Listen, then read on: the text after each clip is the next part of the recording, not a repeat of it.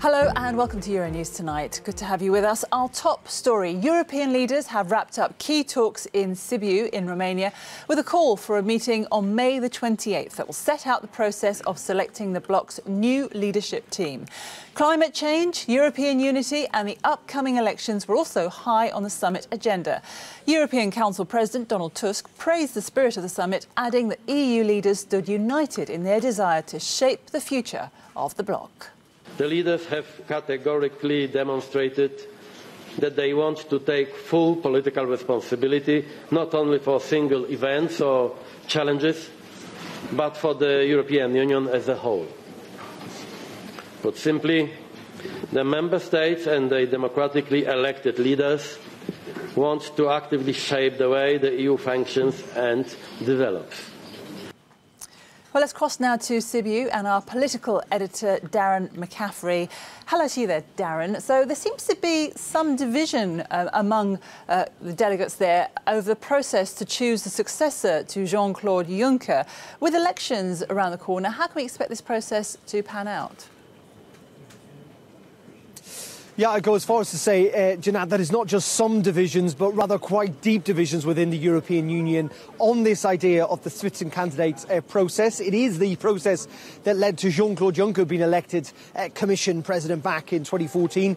Essentially, it's based on the European Union election results that the leader of the largest party inside the Parliament takes over the EU Commission job, one of the top jobs in Brussels. But it is clear, talking to EU leaders tonight, that many of them are not on board. They do not believe that this process should happen. Emmanuel Macron, the French president, has been one of the more outspoken about all of this. And that is why we're going to see that special meeting on May 28th, just 2 days after those EU elections, with a hope rather than expectations that somehow someone can be appointed by the next Brussels EU summit in the middle of June. The EU seem determined that this process and Donald Tusk will not drag out over the summer. But as I say, given those divisions, that might not be possible. Here is what some of those EU leaders had to say to me as they were leaving this Sibiu summit tonight. Quick word for Euronews. Are you a fan of the Spitzenkandidat process, or do you want to? I'm a fan of European treaty procedures. Do you want to see it scrapped? I want to see European procedures to be followed. Are you a fan of the Spitzenkandidat process? Go and talk to Euronews for a second. You know, the Hungarian point is very clear. We need changes in the European Union and we need new leaders. The direction of the change should be anti-migration, and the new leaders must be against the inflow of the migration. All candidates who is representing that policy is a possible candidate. But not Mr. Weber. No, just one question on the Spitzenkandidat process. Do you think that it's great that it's been abandoned halfway through an election campaign? Hasn't been abandoned.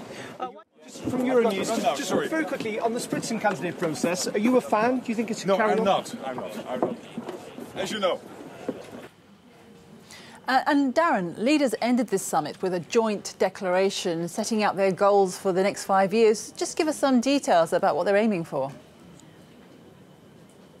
Yeah, it's called the Sibiu Declaration, named after, of course, where we are tonight, Janat. And there is a concert about to happen in the next couple of minutes for the people here who have hosted this summit. As you say, there are 10 key pledges in this declaration setting out the EU's agenda for the next 5 years, all about economic prosperity for European Union citizens, also a commitment to try and tackle climate change with a greener Europe, and in addition to that, security given the external threats to the EU. But it wasn't just that. There are also talks on how to tackle that issue of climate change, something that was brought up repeatedly by different EU leaders. The issue of Cyprus and Turkey came up as well, given the drilling that is potentially going to take place just off Cyprus.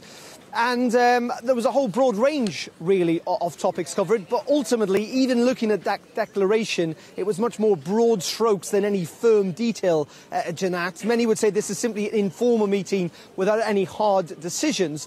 But ultimately a reminder, I think, of the challenges still facing the EU and the divisions amongst many of its leaders.